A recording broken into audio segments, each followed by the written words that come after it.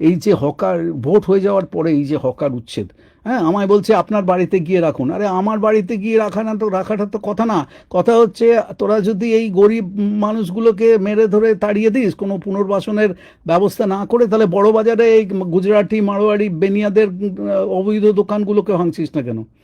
বড় বাজারের মতন জায়গাতে তো গিজগিজ করছে, মানে ঘিঞ্জি কি নোংরা, তার মধ্যে সব জবরদখল করে বসে আছে, বড় বড় বাড়ি বেআইনিভাবে দখল করে বসে আছে, রাস্তা দখল করে বসে আছে, রাস্তা দিয়ে হাঁটা যায় না বড় বাজারে।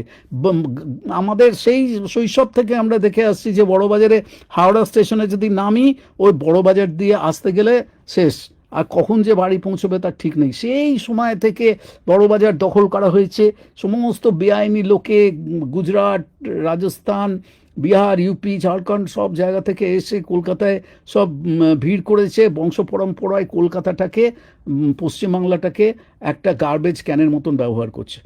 কলকাতাকে মোটেই ভালোবাসে না, বাংলা ভাষাকে ভালোবাসে না, বাঙালিদেরকে ঘৃণা করে, বাঙালিদেরকে চাকরিতে নেয় না। আমি কিন্তু ওই বাংলা পক্ষর লাইনে কথা বলছি না। আমি আমি মনে করি না যে হিন্দি মানেই খারাপ বা হিন্দিভাষী মানেই খারাপ, আমি সেই লাইনে কথা বলছি না। কিন্তু একটা শ্রেণীর লোক আছে যারা বাংলাকে ট্র্যাশ ক্যানের মতন ব্যবহার করেছে এবং পশ্চিমবাংলায় বংশ পরম্পরায় থেকেছে, কোনোদিনও বাংলাকে ভালোবাসেনি, কোনোদিনও বাঙালিদেরকে তাদের চাকরি বাকরিতে তারা নেয়নি, ব্যবসাতে তারা নেয়নি, নিজের দেশের লোকেদেরকে তারা নিয়েছে, আর পশ্চিমবাংলাটাকে একেবারে শুষে শেষ করে দিয়েছে। আজকে তারাই হচ্ছে বিজেপির সবচাইতে বড় ভোটার, সেই কারণে, এবং ডোনার, টাকা দেয় কোটি কোটি টাকা, সেই কারণে বিজেপির কিন্তু ওদের গায়ে হাত দেবে না কখনো। কাদের গায়ে হাত দেবে? এই গরিব লোকগুলোর গায়ে হাত দেবে, তাদেরকে মেরে ধরে তাড়িয়ে সাবার করে দেবে। তারা বাঁচলো কি মরলো, ফ্যাসিস্টদের কিচ্ছু যায় আসে না।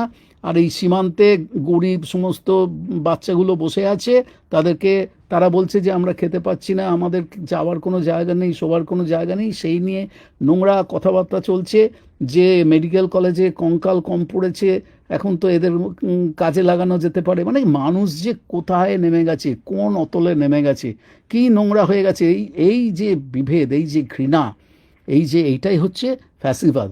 ফ্যাসিবাদ হচ্ছে মানুষকে ঘৃণা করতে শেখায়, একটা শ্রেণীর মানুষকে ঘৃণা করতে শেখায়, একটা ধর্মের মানুষকে ঘৃণা করতে শেখায়, একটা জাতের মানুষকে ঘৃণা করতে শেখায়, এবং বিশেষ করে যারা হতভাগ্য, পাওয়ারলেস, গরিব, তাদেরকে ঘৃণা করতে শেখায়। এটাই হচ্ছে ফ্যাসিবাদের আসল কথা। হিটলার যখন ক্ষমতায় এসেছিল, মুসোলিনি যখন ক্ষমতায় এসেছিল, ঠিক একইভাবে ওখানে জার্মানরা, ইটালিয়ানরা এই গরিব মানুষদের সম্পর্কে এই সমস্ত নোংরা কথা বলতো, এবং সেই শক্তি কাজে লাগিয়ে তারা কিন্তু তারপরে সেই গরিব মানুষদেরকে একেবারে শেষ করে দিয়েছিল, গ্যাস চেম্বারে ঢুকিয়ে দিয়েছিল।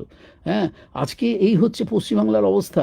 সারা ভারত যেখানে জেগে উঠছে, এই ইয়াং ছেলেমেয়েরা যেখানে ফুঁসে উঠছে, হ্যাঁ, সেখানে পশ্চিমবাংলাতে এই সকল তথাকথিত শিক্ষিত ভদ্রলোক সম্প্রদায়, তারা থালা সাজিয়ে এই ফ্যাসিস্ট দলটাকে, হিংস্র দলটাকে ডেকে নিয়ে এসছে, সঙ্গে আছে তাদের ফানবাজার মিডিয়া, আর তারা এইভাবে মানুষের মগজ ধোলাই করছে। এত বড় একটা ঘটনা ঘটে গেল, সেই নিয়ে কোনো আলোচনা নেই, তদন্তের দাবি নেই, কিচ্ছু নেই।